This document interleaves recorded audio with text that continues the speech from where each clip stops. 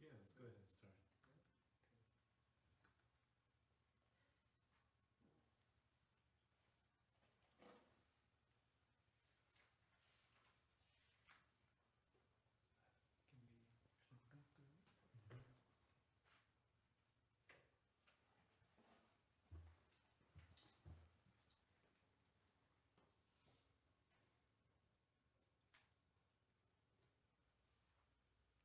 Okay, I'd like to start by actually just showing you a series of images and playing some music. And I won't say anything about them straight away, but will afterwards.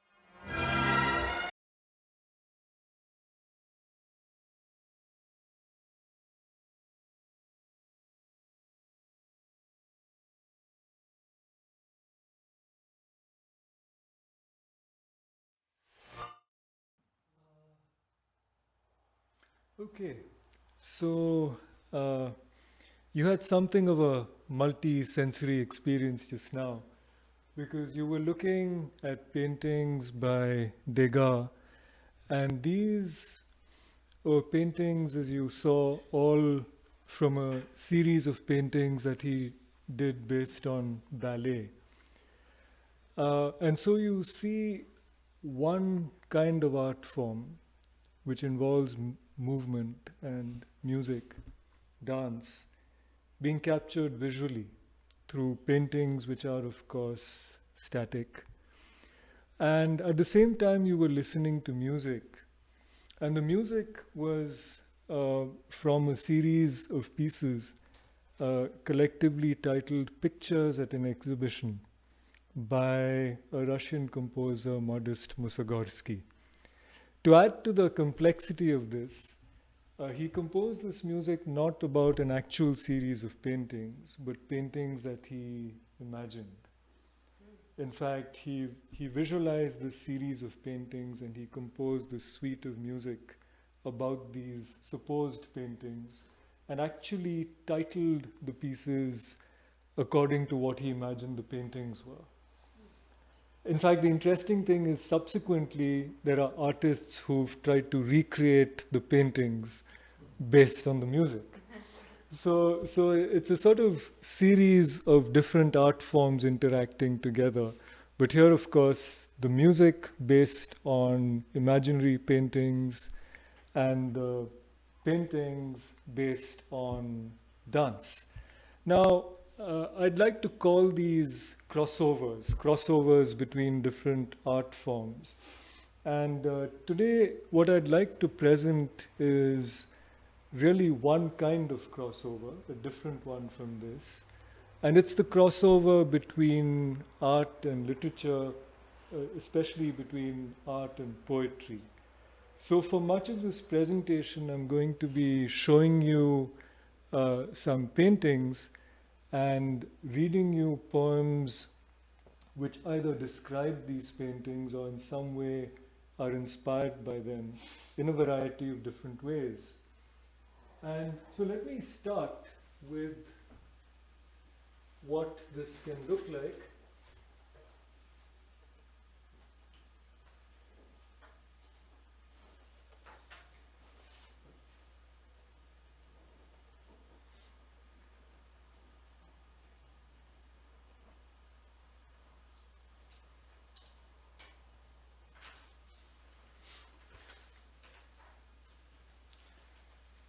Here is a very well-known painting, Van Gogh, The Starry Night. And here is a poem which is inspired by it, by a very well-known poet, Anne Sexton. I'm not sure if this particular poem is well-known, but certainly she is.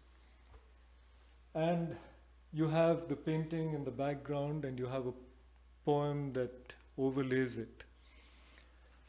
Now, to my mind, and this is just a personal view, this doesn't work too well. And for me, the painting and the poem seem to get in each other's way. I'd much rather see the painting without those words, and I'd much rather read the poem without being distracted by the images behind, because I think a poem needs space for the words to carry their rhythm. However, this is a juxtaposition of a poem and a painting, and it is again an example of the kind of crossover I was talking about. Now, there's a technical term for this. When poetry describes art, it's known as ekphrasis. In fact, any written description of a work of art can be given this name. The term is an old one. It goes back to the Greeks. And in Greek times, it really meant almost any form of description.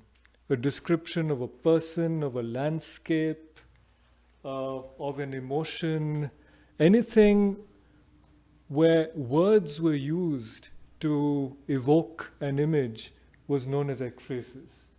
Whereas today, over time, the meaning has changed somewhat.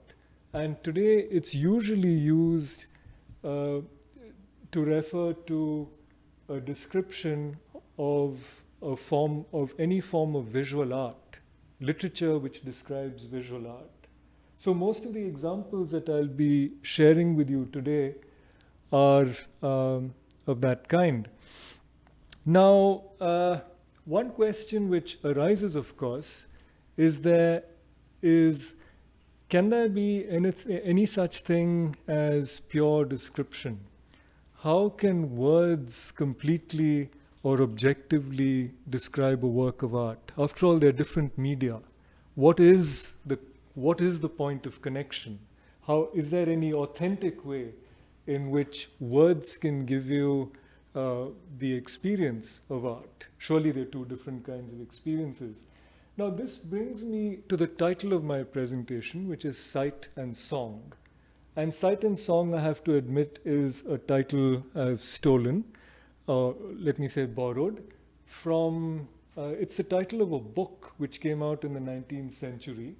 And it was an anthology of poems which sought to describe many famous works of art, Renaissance works, the Mona Lisa and various others. And it was by Michael Field. Now, Michael Field was not an actual name. Michael Field was actually the name adopted by an aunt and a niece who, for some reason, wanted to conceal their identity, and they called themselves Michael Field. And they wrote these poems based on extremely well known paintings. And they titled this book Sight and Song. And in the preface to their book, they address this question that I just raised, which is about, is there an objective way by which words can describe paintings? Now, this is what they say their aim is: to translate into verse what the lines and colors of certain chosen pictures sing in themselves. To express not so much what these pictures are to the poet, but rather what poetry they objectively incarnate. Now, that's an interesting and lofty purpose. They assume there's something objective and that this can be captured in words. Later on, they say, and I find this quite moving, they say that their attempt is the effort to see things from their own center by suppressing the habitual centralization of the visible in ourselves. In other words, the person writing the poem is trying to capture something inherent in the painting, and so the poem is not about the poet, as unlike most poems, but it's really trying to capture the painting, the work of art itself. Now, that's very interesting. And how would a poet do that? Because poetry usually, however much we may seek to disguise it, is really about the poet, or in some way reflects the poet's sensibility more perhaps than the sensibility or the essence of the thing outside.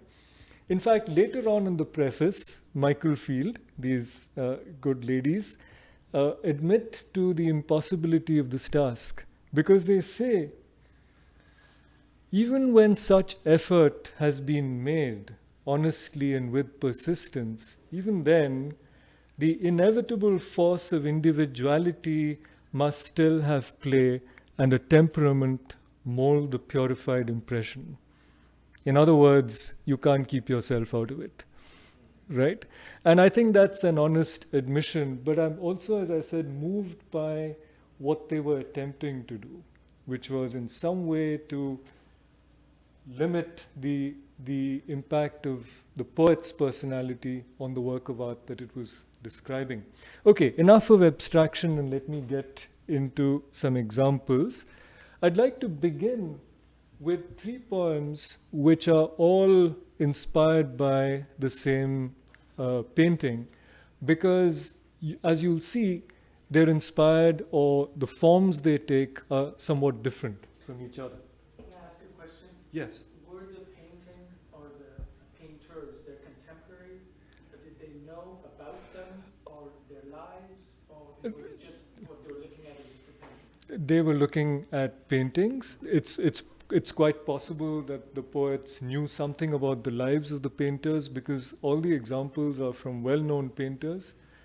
But in most cases, as you'll see, these were painters who were long dead, so had no idea that they were being reproduced. This was done in which century? This was in the 19th century, in the late 19th century, yeah. The painting of the paper that they wrote, is that right? Sorry? What was in the late 19th century? This book that I referred to, yeah. I'm not sure if you're familiar with this magnificent painting, which is by a Flemish painter, Bruegel, who worked in the 16th century primarily. And the subject of the painting is Icarus. And you know the story of Icarus. Icarus was the son of Daedalus, the great craftsman among the gods, and they, for various complicated reasons, were trapped on an island. And so Daedalus fashioned wings for them to fly and escape, and warned Icarus not to fly too close to the sun because the sun would melt the wax of the wings and he'd fall. But Icarus, being a teenager, was fond of speed and height and did in fact fly too close to the sun, and his wings melted and he fell into the water and was drowned. What is interesting in this painting is that Icarus is hardly seen. I wonder if any of you have seen him. Can you spot him? He's right over here. Okay. In fact, the painting is actually not called Icarus. It's called Landscape with the Fall of Icarus. Okay. So Bruegel is making a point. Now, here's a story about, I suppose, what you'd call a tragic event, right? And that central event is relegated to the sidelines. Okay, so it's a comment perhaps on human nature and how it's unaware of the various tragedies that are happening around. Perhaps you can give other meanings to it. But you see, Landscape with the Fall of Icarus is really more about the landscape than the fall of Icarus. Though the landscape is commonplace. There's a plowman, there are sheep, there's a ship, and so on. So I'd like to read you the first poem about this. In fact, I won't read you the whole poem, I'll read you a bit of it. And this is by Auden, W.H. Auden. And the name of the poem is Musée des Beaux-Arts, which is a museum of beautiful art in Brussels, where this painting is. And this is how Auden begins. About suffering, they were never wrong, the old masters. How well they understood its human position. How it takes place while someone else is eating or opening a window or just walking dully along. And then he goes on, and in the second and last stanza of the poem, he talks about this painting. In Bruegel's Icarus, for instance, how everything turns away quite leisurely from the disaster. The ploughman may have heard the splash, the forsaken cry, but for him it was not an important failure. The sun shone as it had to on the white legs disappearing into the green water, and the expensive, delicate ship that must have seen something amazing, a boy falling out of the sky, had somewhere to get to and sailed calmly on. So Auden is making a statement here. He's reading into the poem, he's reading into the painting, and he is quite clearly making a statement. If you remember, his poem began, about suffering they were never wrong, the old masters. This is not pure description, this is the poet commenting. A little closer to description is the American poet, William Carlos Williams. And his poem is called Landscape with the Fall of Icarus, and I'd like to share that with you. It's just description. According to Bruegel, when Icarus fell, it was spring. A farmer was ploughing his field. The whole pageantry of the year was awake, tingling with itself, sweating in the sun that melted the wings' wax insignificantly off the coast. There was a splash quite unnoticed. This was Icarus drowning. So you see, in this poem, it's more or less describing what William sees in the painting, but he doesn't make an abstraction from it. He doesn't make a statement out of it. It's just description. The third poem is very interesting, fairly amusing. It's called Bruegel in Naples, and it's by an English poet called Danny Abbs. And what he does is, he brings Icarus back to the center. In fact, his poem is spoken by Icarus, who's falling, you remember, and about to die. And so he takes you right into the painting and evokes what this experience must have been for this person falling. I mean, we can stand outside and make generalizations about human suffering, but what does it actually mean? So here is, I'm not reading you the whole thing, I'll read part of it. Here's Icarus, realizing that he's falling and about to die. Great Bacchus, the sea is rearing up. Will I drown? My white legs, the last to disappear. I have no trousers on. A little to the left, the ploughman. A little to the right, a galleon. A sailor climbing the rigging. A fisherman casting his line. And now I hear a shepherd's dog barking. I'm that near. Lest I leave no trace but a few scattered feathers on the water. Show me your face, sailor. Look up, fisherman. Look this way, shepherd. Turn around, ploughman. Raise the alarm. Launch a boat. My luck. I'm seen only by a jackass of an artist.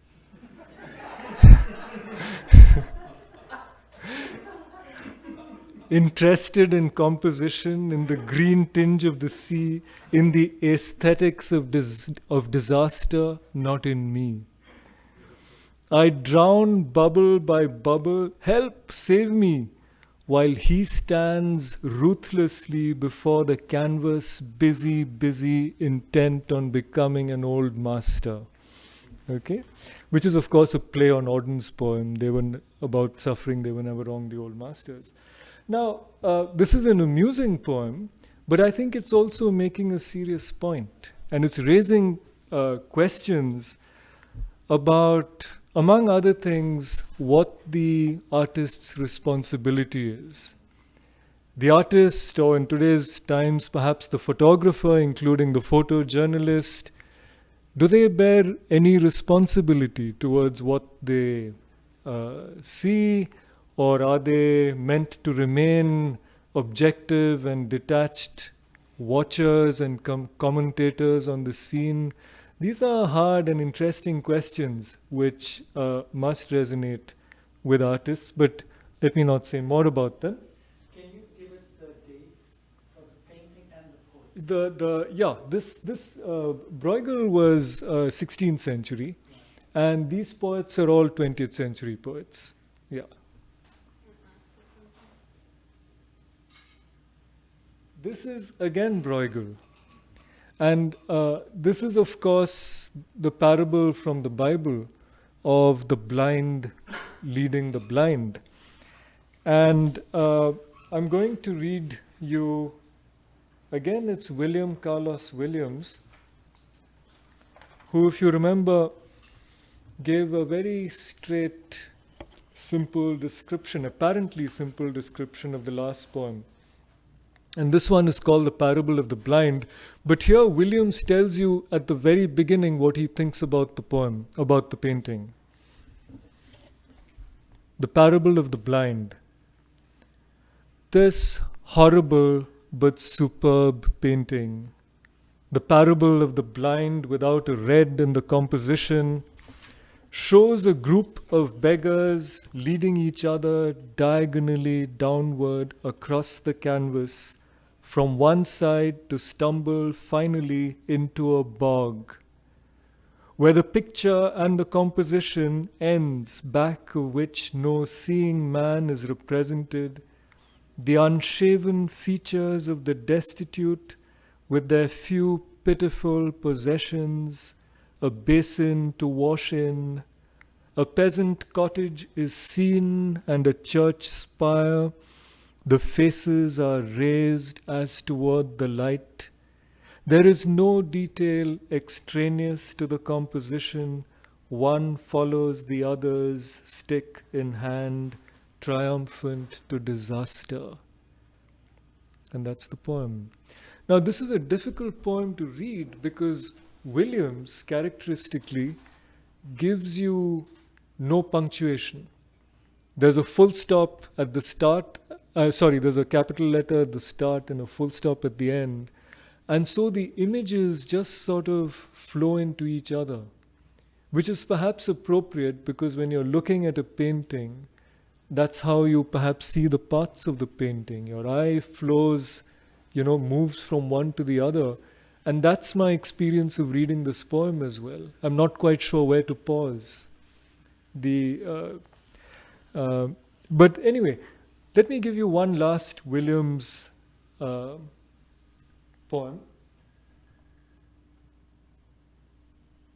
And this is again Bruegel, the same Flemish painter. And the painting is called The Dance. And here is, like Degas in those ballet paintings, here is a painter trying to catch the movement and sound of dance through a static form. And what Williams does in this poem is very interesting. Through the rhythm of his writing, he, I think, captures the rhythm of dance. I'm not sure I'll be able to do it justice, but I'll try. It's called The Dance. And the form of dance is called kermesse, so the word comes in. In Bruegel's great picture, The Kermesse, the dancers go round, they go round and around, the squeal and the blare and the tweedle of bagpipes, a bugle and fiddles tipping their bellies, round as the thick-sided glasses whose wash they impound, their hips and their bellies off balance to turn them, kicking and rolling about the fair grounds, swinging their butts, those rollicking measures, prance as they dance in Bruegel's great picture, The Kermesse. So you see, he uses this sort of jaunty, galloping rhythm, which I think helps convey the movement of the dance that he is describing. Now, the next question I'd like to ask, and we're coming to the third out of 5 parts in my presentation, is what is the relationship between the poet and the painting, or between the poet and the painter whose work he's describing? Presumably it's a very close one, because otherwise the poem would never have been written. Clearly the poem results out of a close engagement. And in the examples I've read you, there's usually a sense of objective distance. The poet seems to be saying something at a certain distance from what the painting is. And I'd like to now give you a different kind of example, a very immersive, let us say, instance of a poet who clearly felt very closely engaged with the paintings, with the subject of the paintings, and with the painter. So by way of introduction,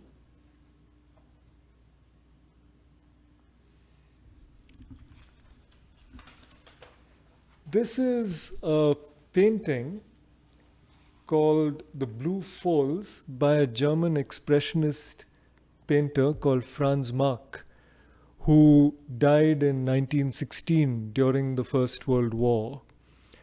And the poet whose poems I'm going to be reading for the next 10 minutes or so is called Sujata Bhatt. She's Indian born, but then came to the US and now lives in Germany.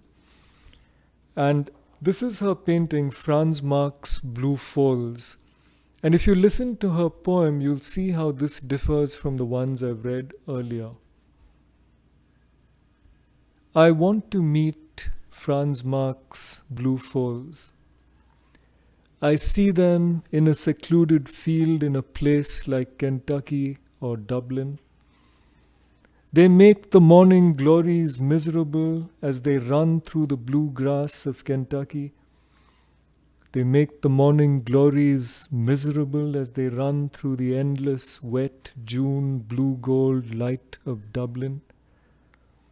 I want to find their blue ears and unravel some riddles. I want to nose their blue necks. So you see in this poem, the poet expressing this perhaps frustrated desire to come in touch with these horses in the poem, in the painting. And the horses are real to her, and she's telling you what she wants. It's very far away from Auden's about suffering, they were never wrong, the old masters, which is sort of conversational and objective. Here there's a poet responding very intimately to the work of art. And the poems, before I go on with more of Sujata Bhatt, serendipitously, I discovered that another poet had also responded to these blue horse paintings, and there's a series of them. I came across this book a few weeks ago by sheer chance in an airport bookshop. And this is Mary Oliver, and I owe a debt of gratitude to Karen Hesley for introducing me to Mary Oliver some years ago. And to my great joy, I found that she has written a poem, and it's called Franz Marc's Blue Horses. So I'd like to share this with you.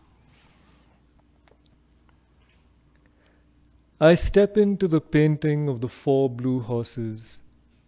I'm not even surprised that I can do this.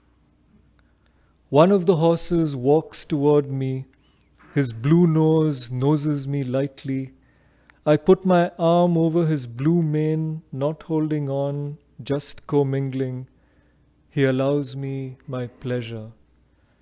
Franz Marc died a young man, shrapnel in his brain. I would rather die than try to explain to the blue horses what war is. They would either faint in horror or simply find it impossible to believe. I do not know how to thank you, Franz Marc. Maybe our world will grow kinder eventually. Maybe the desire to make something beautiful is the peace of God that is inside each of us. Now all 4 horses have come closer, are bending their faces toward me as if they have secrets to tell. I don't expect them to speak, and they don't. If being so beautiful isn't enough, what could they possibly say?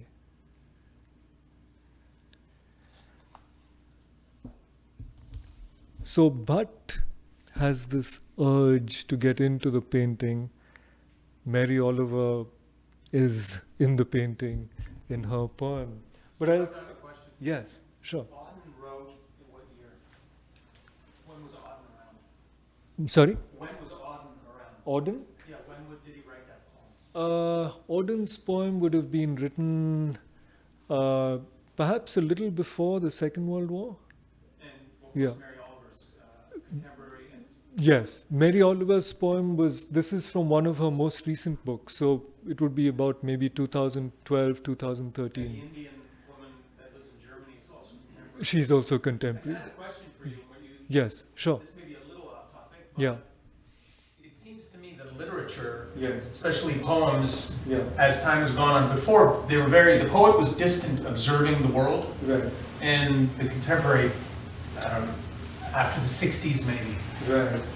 is in the experience. Right. Do you have anything to say about that? That's an Much more visceral. Bukowski and all these, Right. and Jackson Pollock when it came to Right. painting, Right. he's like vomiting on the canvas. Right. So what do you, any words? No, that's a very interesting observation.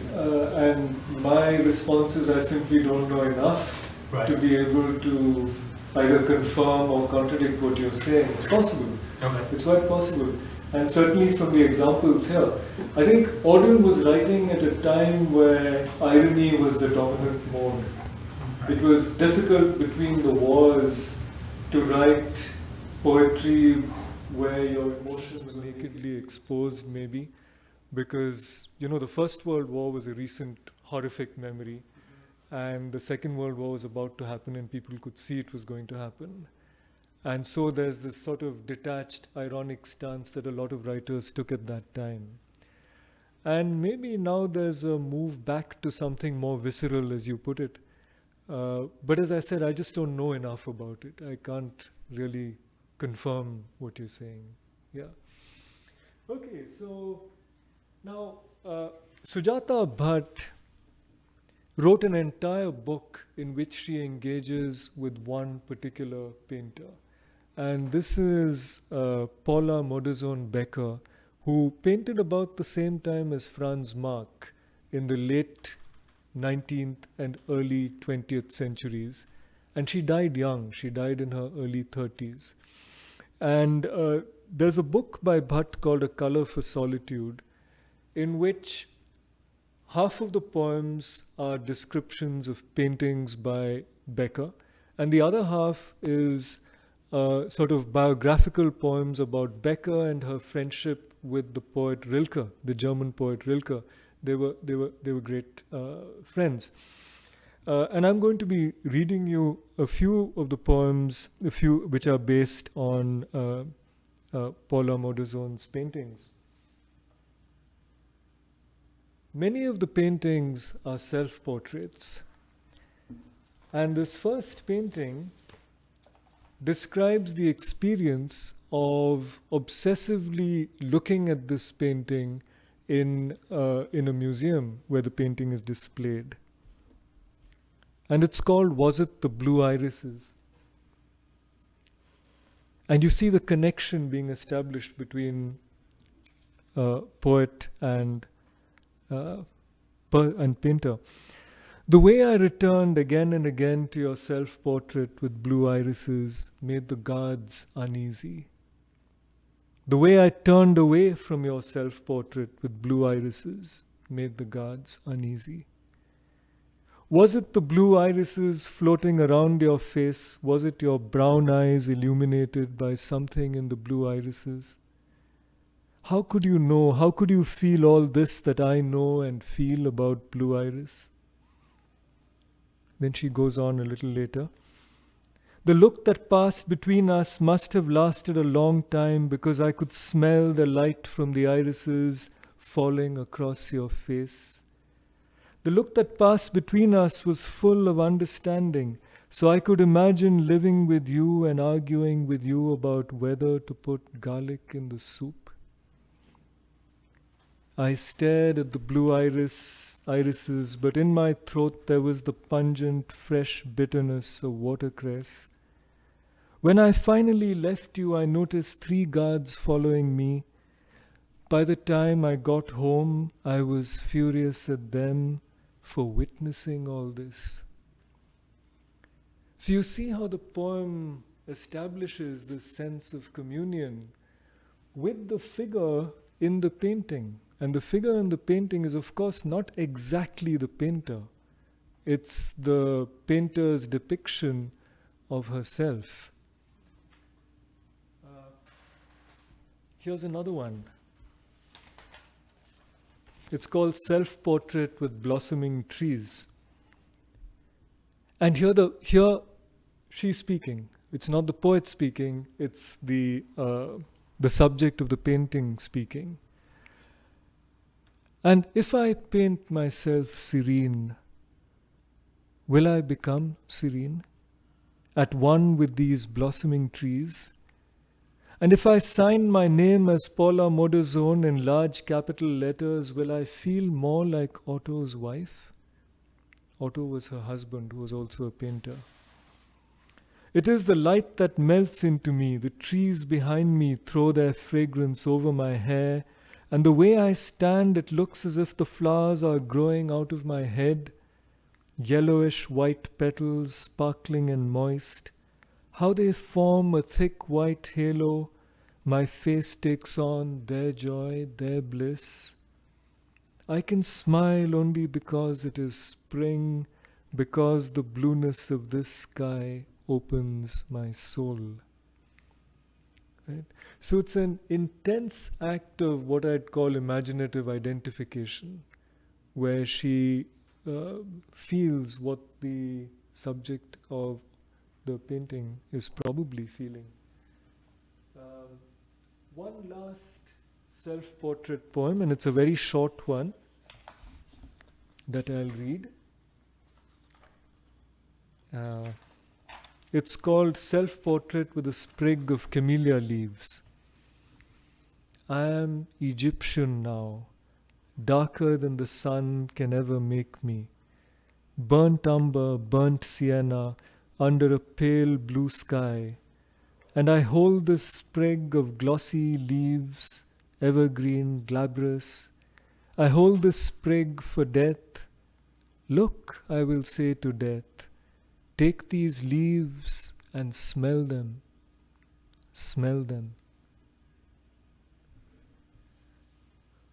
Paula Modizon Becker also did a number of paintings in which there are two girls, sisters, depicted together. Many of them, there are several of them. And some of Sujata Bhatt's poems are based on these, and I'd like to share two of them with you. Two girls, the blind sister. My blind sister stands in the sun. I stand behind her. I hold her, guide her. Look at her pale yellow eyelashes, the blonde hairs of her eyebrows. Today the sun will not let her hide. Birdsong echoes within her mind. Bird calls trapped beneath her eyelids so translucent. Her eyelids flicker, they tremble. Her eyelids throb as if they contained the hearts of birds. What I find moving in this poem is this extraordinary quality of tenderness.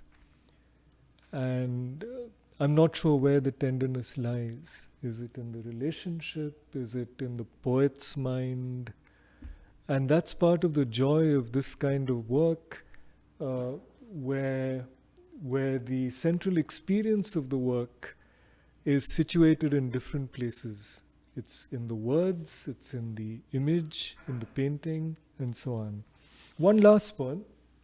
When the poet wrote the poem, did she include the picture in the book with the poem? No. The book has just been published without the paintings. And I think the poems work beautifully without the paintings. I don't think you actually need to see the paintings to enjoy the poems. That's my view. So, yeah. Now, in this painting, as you can see, there's a play between black and white. And you'll see in this poem, it's a charcoal drawing, it's not a painting. You'll see in this poem how Sujata Bhatt takes up this opposition between black and white and makes it central to her poem. Two girls in profile in a landscape. And she dramatizes it. It seems to me that she does a lot with this drawing that I'm not even sure is in the drawing, but I'm not sure. Now the dark sister is thinner, taller. She cries out in horror, for she has witnessed something. She does not know how to describe it. Too simple to call it death, for it is more than death. Evil, pure evil. And yet only from her perspective is it evil. The brutality of what she's seen distorts her eyes, brings fear into her face. She tries to explain but does not know how to begin. Her younger sister smiles, lost in another dream. Her blondness shines in the sun. She smiles, unaware that her older sister is stuttering again, unaware that something needs to be said. Look, she's almost skipping. She's in such a hurry to get away, far away, into an open meadow, rustling with new grass. The older sister follows, stumbling along, unable to find the right words. But the younger sister is already thinking of the wild flowers she wants to gather, already thinking of a white horse she wants to greet. So you see in this poem, the poet adds a lot, right? But it emerges recognizably from the experience of the drawing, and it ended with a white horse. So my last poem by Bhatt is this one. A white horse grazing in moonlight. If you remember, her poem about Franz Marc's Blue Falls was, I want to touch, I want to get into this. And here in this poem, she seems to manage to do so. A white horse grazing in moonlight. A mirage, a horse from a fairy tale. So much light from the moon, so much silvery whiteness, and the earth unearthly but fragrant with lilies of the valley. But the mirage is real, the fairy tale is true. The white horse walks up to me fearless and eats fresh grass out of my hands. So love is fearless. It must be. So these poems, as I said, I wanted to illustrate a mode of writing in which the poet feels emotionally connected in some way with either what is in the painting or with the painter, but it's hard to separate the two. And so there's this very interesting dynamic between poet, poem, painting, painter, which is, I think, at the heart of the richness of this experience. It's not ekphrasis really, because these poems are not really descriptive. They're more about a certain connection. Now, my fourth point out of 5, I'm sorry, I hope I'm not taxing your patience, is I'd like to show with 3 short examples how poets use their poems that are inspired by other works of art to make a comment about the place of art. And my first example is this. It's not a painting, it's a broken statue. It's a Greek statue, it's in a museum, it's displayed in a museum. It's a statue, it's a Greek or Roman statue, perhaps of Apollo. And there's a remarkable poem about it by the German poet I referred to earlier, Rainer Maria Rilke, who lived in the late 19th and early 20th century. And Rilke's poem is called Archaic Torso of Apollo. And it's descriptive, but at the very end of the poem, he makes a very strong and somewhat Krishnamurtian injunction, I would say. We cannot know his legendary head with eyes like ripening fruit, and yet his torso is still suffused with brilliance from inside, like a lamp in which his gaze, now turned to low, gleams in all its power. Otherwise the curved breast could not dazzle you so, nor could a smile run through the placid hips and thighs to that dark center where procreation flared. Otherwise the stone would seem defaced beneath the translucent cascade of the shoulders, and would not glisten like a wild beast's fur, would not from all the borders of itself burst like a star, for here there is no place that does not see you. You must change your life. So that's how the poem ends. And 2 more short so this is a poem about what you might call the transformative power of art. I think that's what Rilke is concerned with.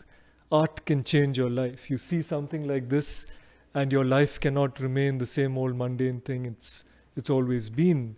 And the next 2 very short poems that I'm going to share with you are about how art can be, I think, redemptive in difficult times. And thereby one of my favorite poets. This is the Polish poet Wisława Szymborska, who lived through much of the 20th century. Well, she died actually about 4 or 5 years ago in 2012. A remarkable and truly world poet. And the first of the poems I'd like to share with you is again based on a Bruegel painting. Bruegel, remember, is the Flemish 16th century painter. And here is Szymborska's poem about this. It's called Bruegel's Two Monkeys, and it's a short poem. This is what I see in my dreams about final exams. Two monkeys, chained to the floor, sit on the windowsill. The sky behind them flutters. The sea is taking its bath. The exam is history of mankind. I stammer and hedge. One monkey stares and listens with mocking disdain. The other seems to be dreaming away. But when it's clear I don't know what to say, he prompts me with a gentle clinking of his chain.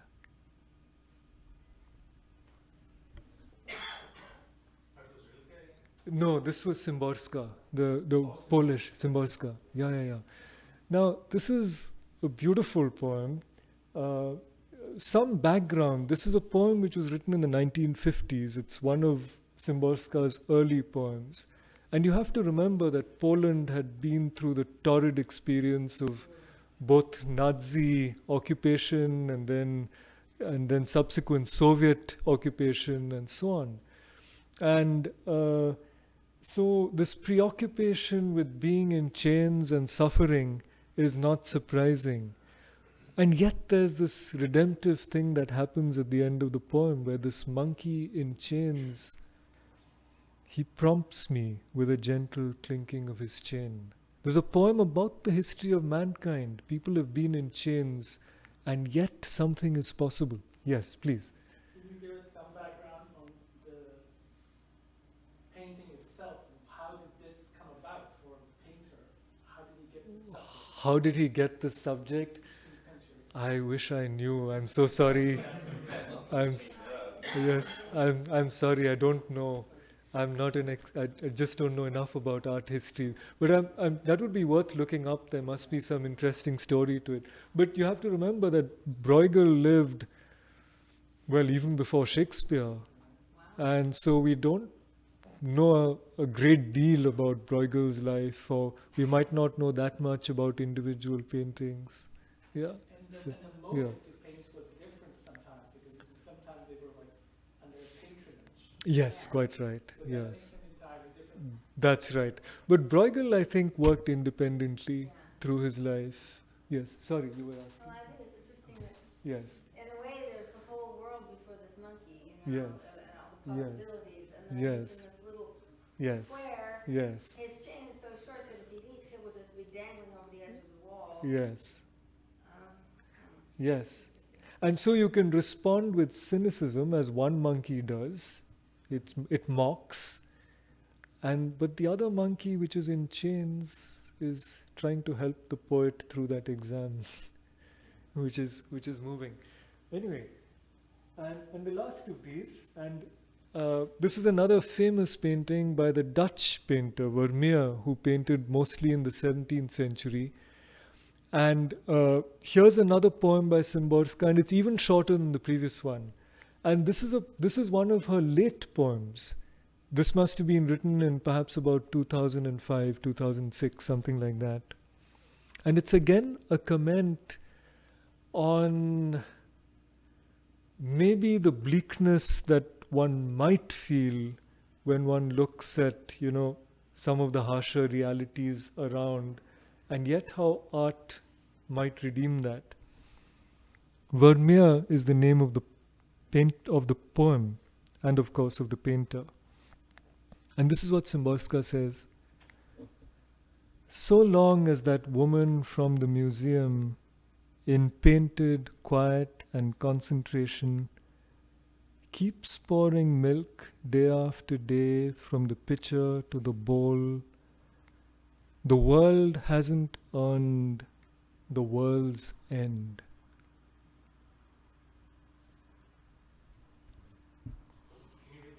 Sure.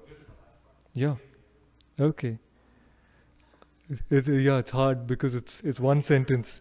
So I'll just read the whole thing and I'll read it quicker. So long as that woman from the museum, in painted quiet and concentration, keeps pouring milk day after day from the pitcher to the bowl, the world hasn't earned the world's end.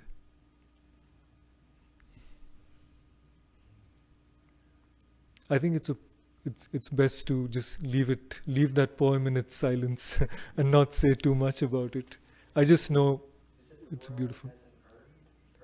The world hasn't earned the world's end. Yeah.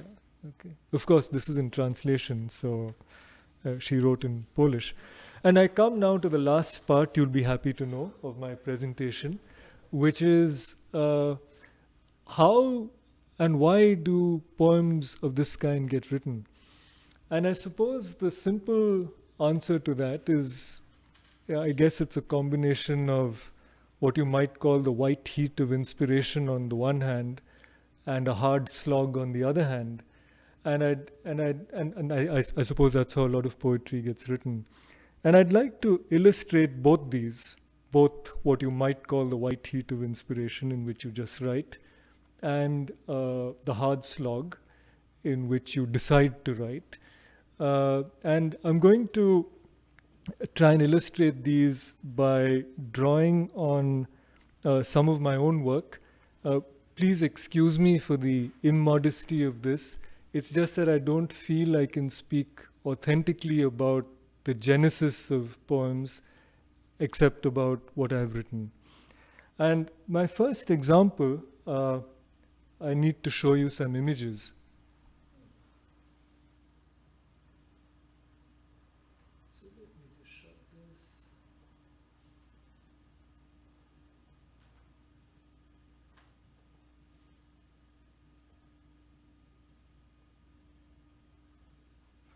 This is a photograph, and actually it's a still from a movie.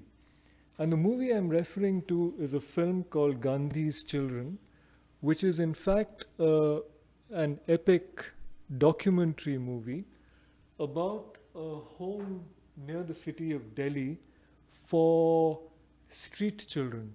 These are children who are orphans or have been abandoned or are juvenile delinquents. And this home takes these children in and looks after them. And it's a rough place. And this film about them is made by an Australian visual anthropologist called David McDougall, who's had a long connection, incidentally, with Rishi Valley School. He's often been there. And a lot of his films are about the lives of children, the society of children. And in his films, he allows the images to speak. There are no voiceovers, or hardly any. There are no subtitles. And yet, his camera shows you the way things happen. And he lived in this home for several months and shot this extremely powerful film. And on one of his visits to Rishi Valley, he showed this film to my class. And I watched it along with them. It's a long film. It's a 3-hour film. We watched it over 2 days. And then we discussed it a little bit with him. And I found soon afterwards that I was beginning to write poems which were drawing on episodes in the film. I hadn't planned to. And unusually for the way I write, I found these poems were being written out very quickly. In about a week, I'd written 16 poems, and that became a sequence which I then titled Gandhi's Children, which is the name of the film. So I'm going to read you a few of those poems, not all 16 certainly. But before that, I'd like to show you some of these images. I can't show you the film, but you know the images will give you some sense of what the film is about.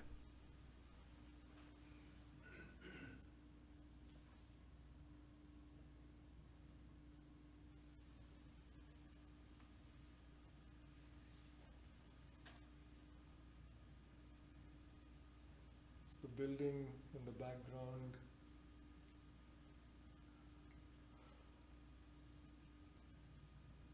Delhi's winter can be quite cold.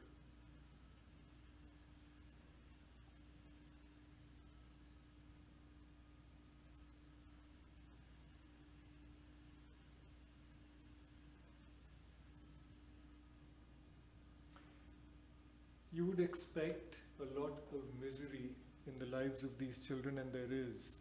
But what the film shows is also their resilience, their humor, their playfulness. They're kids like any other kids, in spite of everything they've been through.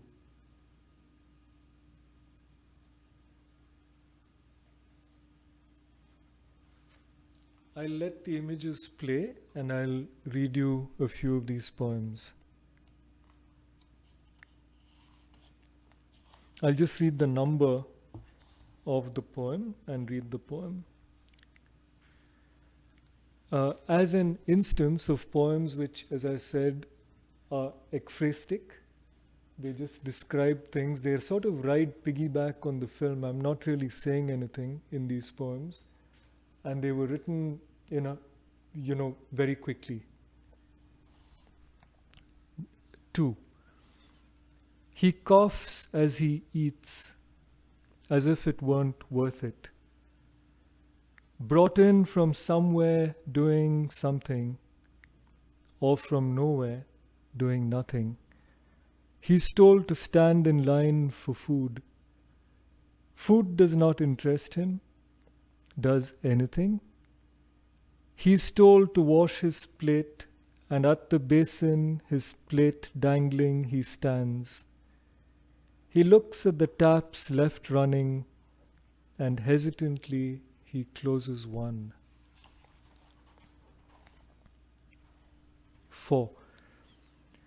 Early morning, nothing moves, nothing softens the lines of stairs and landings.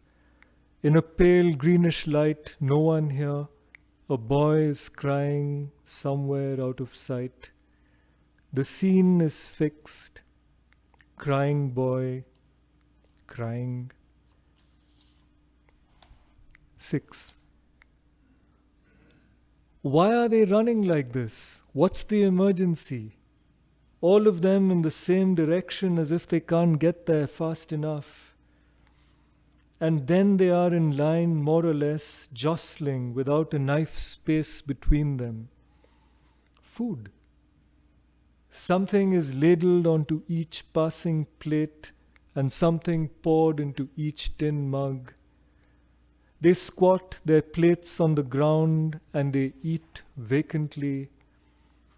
One gives something to his neighbor. It is a cold morning. One backlit holds up his mug and the steam rising from it warms the screen. As you'll see, these poems are just simple description.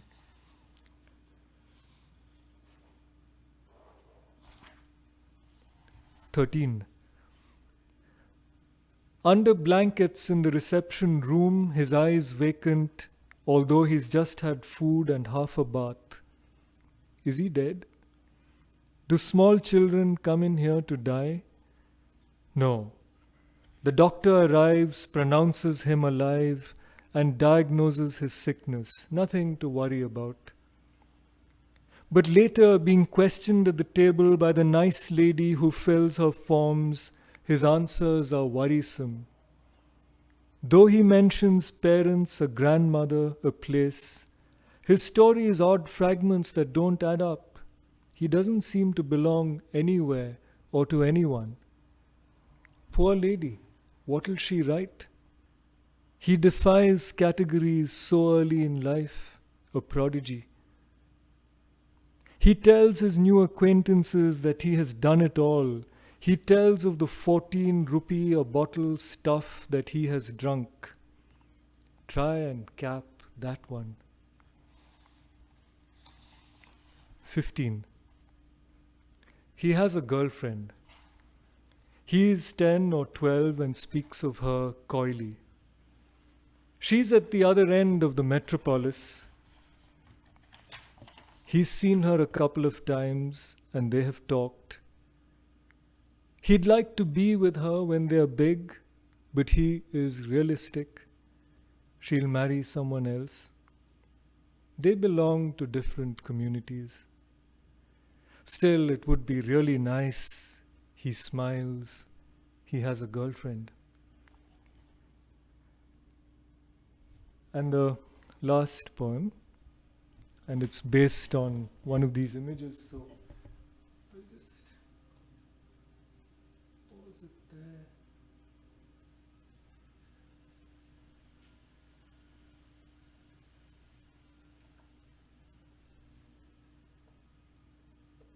Yeah, this is the image, and it's from the final sequence of the film, just before the titles. Faces at the window, a hand on the grill, and eyes shining outwards. Out of the picture, a harmonium fills the scene wistfully. And we remember this already. The faces have withdrawn. The hand is slipping. After I wrote these poems and sent them to David, and he was very kind about them, he said they evoked the film, I found that I didn't have guts to watch the film again. Because I was very afraid that if I watched the film again, I'd find that the poems had somehow failed them. So I didn't watch them again for something like, watch the film again for something like 10 years when I showed it to another group of students. My final poem, and it's a very different.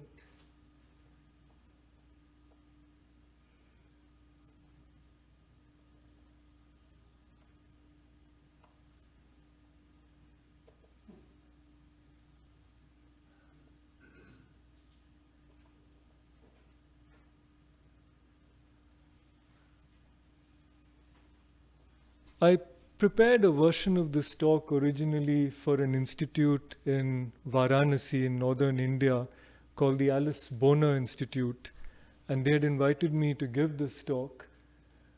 Alice Boner was a Swiss artist who lived for more than 40 years in India, in the city of Varanasi, and her home, the home where she lived in, has been converted into a museum. She was a great scholar of art and sculpture and temple architecture in India and wrote a number of books. And when I was invited to give this talk, I thought it would be nice to try and do a poem based on one of her paintings. And so I chose this painting, and it's about a pilgrimage.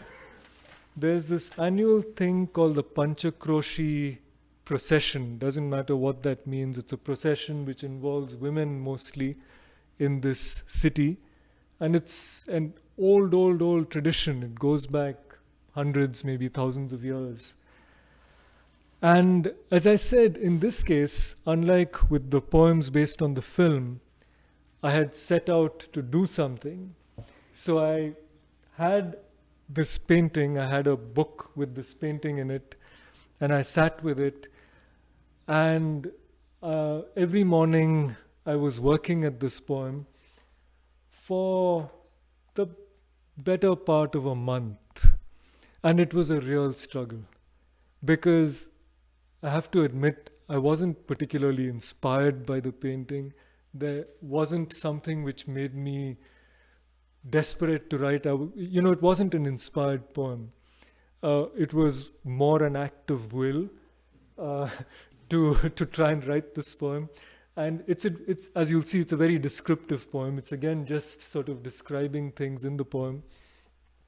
But I found that as I was working with it, I was beginning to get to know the people in the painting. And at some point, I began to feel that there were stories in all of their lives and that I had some contact with these stories. So at the end of it, at a point where I felt that the poem was complete, it had become very meaningful to me. So the whole process of writing had done something for my relationship with this painting. It's a longish poem, but it's the last one, I promise. Alice Boner's Panchakroshi Procession. And it's longish, but it's just description. Foregrounded are women and children, the first to be taken off and brought ashore, where now becalmed they are on the move towards us, their menfolk out of the picture, their river an old story. Heads covered they wear monochromes offsetting the sandy land, though the thin white of the widow who leans on a staff has begun to merge with the earth. The air is chill and they are within themselves with expressions that give nothing away. Not a smile among the lot, their eyes are shadowed masks beneath the shrouds that are weighted down by tied bundles so not a hair escapes. Copper pots are dangled, but one is platformed on a palm held backwards, with tendons training above two bangles off-white like the others and faintly agleam. Their eyes are inward, slitted, even those whose hands reach down to the outstretched begging bowl of a woman who does not meet the tilt of their heads but looks straight out at the gaps between them. Her pose rigid as she squats with a boy, bare-boned, his dark head bent away from the slow passing of shades of russet, orange, ochre, green, and all the earth. And in the distance is the boat just off the shore in simple lines, an empty skiff alongside, too small to be certain that's what it is, with shadows darkening the grey water from which they have arisen, so the frame cuts off the taut sail with a man hunched at the bow, and a man braced at the sloping stern, his toes digging in so he does not slide off, as his hand extends into the tiller. Stick figures in white, no eyes to speak of, no call to abandon ship. So that's it. Yeah, I'm done. So if there are any questions or anything you'd like to say, yes. So I'm just speaking out loud, and there's a theme to me, it seems, running through all of these poems. Right. They all seem to identify strongly with a particular, but they're trying to show something universal to all of us. Absolutely, yeah. And it seems kind of an ironical thing to do, to identify so particularly, whether it's an animal or scene or anything, and try to show something universal. We commonly don't think of life as that. Right. We think of identifying something with a particular as a very specific thing, Right. which separates us from somebody else. Right? So, is this what generally is true of art, or is it just particularly true of poetry? Lovely question. I shouldn't venture into speaking about art generally. But from what I know of poetry, I suspect it might generally be true about art. It's certainly true of poetry.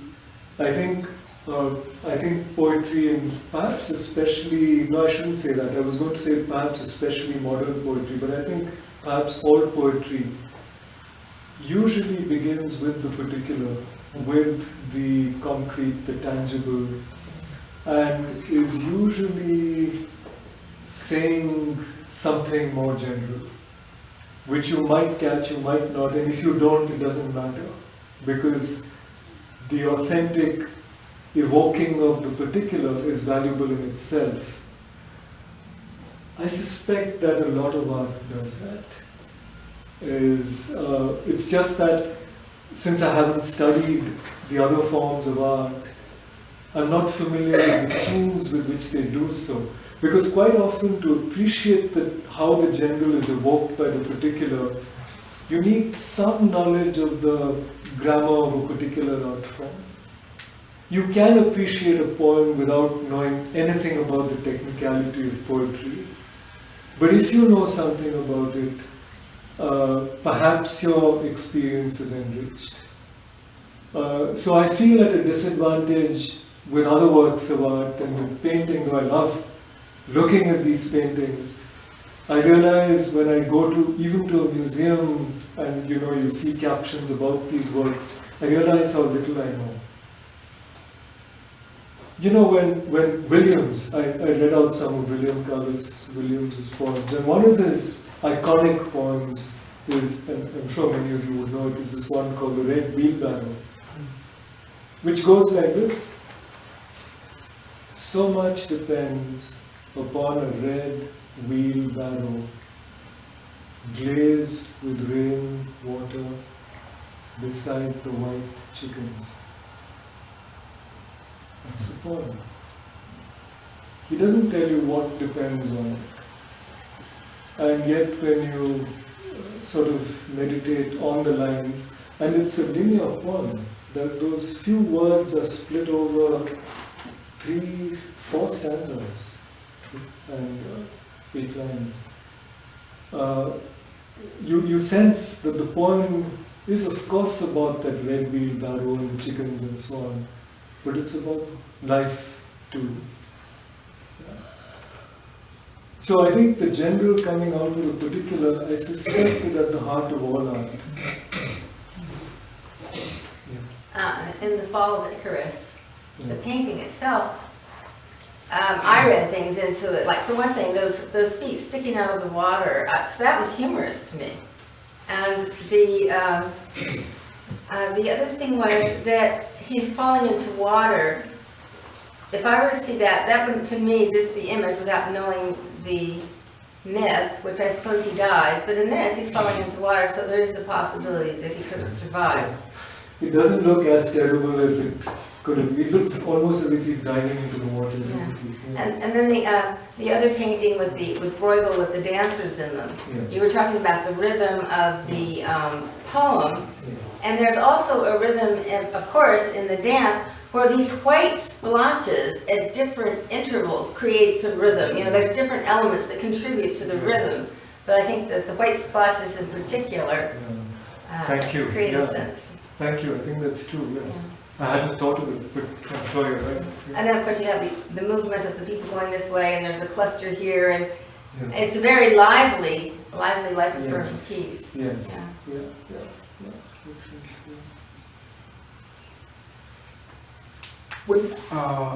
When do you start writing poetry and why? Oh gosh.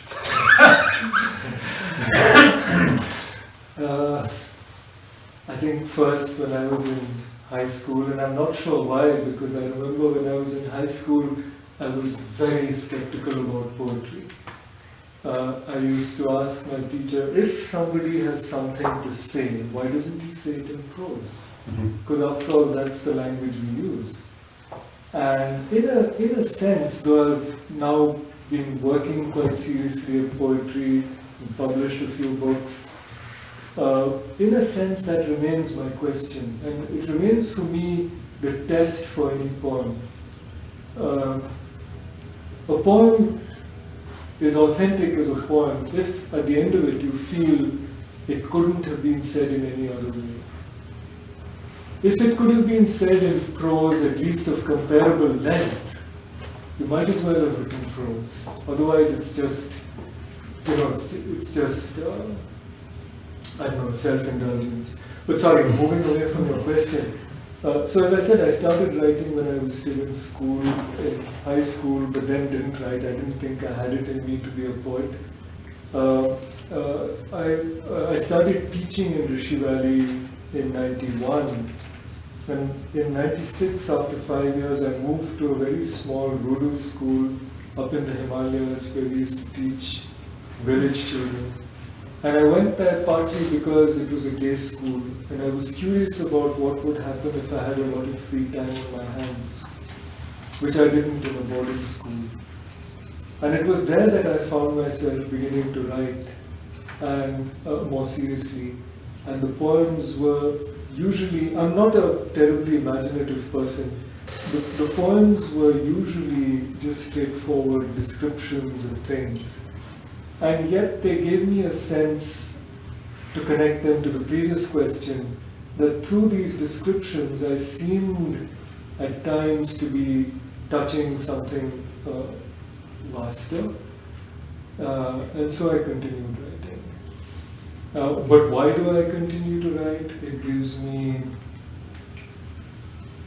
I suppose it gives me a certain pleasure when, and it's a challenge. Each time you start writing a poem, you're curious about how it's going to finish. You don't know how it's going to finish. You start writing and you're responding to something, which is why you start writing. And except with that Alice Boner poem, which I wrote as a sort of very deliberate act. But even there, I didn't know where the description was heading. I didn't know if at some point it would become a different kind of poem.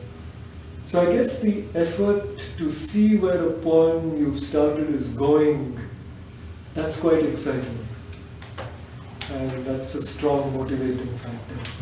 Do you feel in the process of writing, you are very quiet, peaceful, calm? Do you feel that in writing the poem? I put it this way, I don't know about quiet, peaceful, calm. You certainly, when you are writing seriously and intensely, you are within yourself quite deeply, and you are concentrating quite hard, and so you get into a state where you are looking at things a little differently, maybe. I wouldn't say it's quiet and calm necessarily, but a lot of things happen. At times you're just wrestling with words. Quite often, when I'm writing, I realize there's something wrong here. There's something which doesn't fit, and I don't even know what it is. So, there are times when you're just a little bit frustrated because you're waiting for that moment where you realize that, okay, now it's all fallen into place. And even that is sometimes illusory, because 2 months later you read the thing and you're like, oh gosh, how could I have written that? So for me there's a lot of satisfaction when I read poems which I wrote much earlier and I'm not embarrassed by them. Because then I feel that, okay, maybe this is a good poem. So it's a mix of experiences and a lot of donkey work, I would say. Just wrestling with words, playing with things, trying to find something that works. Yeah, please. It seems to me, as I was listening to these poems, that an awful lot was being said by what wasn't said. And I found that to be really amazing. And could you comment on that, please? Yeah, that's interesting. And maybe that's true of some of the poems even more than others. So for example, William Carlos Williams, his style is spare. I don't know if I can think of a better word than that. Like in that wheelbarrow poem, he uses few words, And except maybe in this poem, about this painting, the other poems I read by him seem to be very economical in their use of words. There seems to be an absence of metaphor, and yet you sense there's something that he's playing with. And I think poetry often, but not always, works that way. Perhaps I like poems of that kind, which might be why many of the poems I read out have that quality to them. There's a sparseness about them. I think Szymborska's poems are like that. Not all. Some of her poems are very full.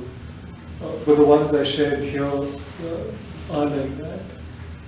And yes, when you start tuning into what is not being stated,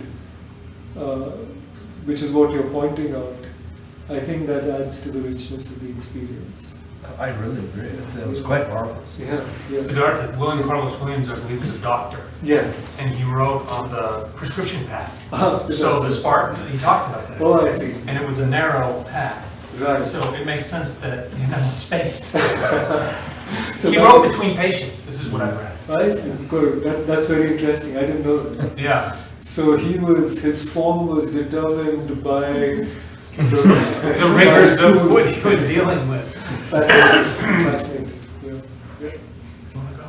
Yeah. I'm going to take it. Thank you. Yeah. I'm going to take He's done really Sure, well. of course. Thank you. Thank you. That was wonderful. Thank you. Thank you. Enriching. Thank you. Oh, is there a way to get all these poems on Uh, the website or? I could perhaps email them to you or something like that. I have a file of them. If you can give me your email, I could mail them to you. Perfect. I'm going to do that. Yeah. Any other questions, or should we stop? I know it's been a long time you've had to listen. So, should we stop then? Thank you.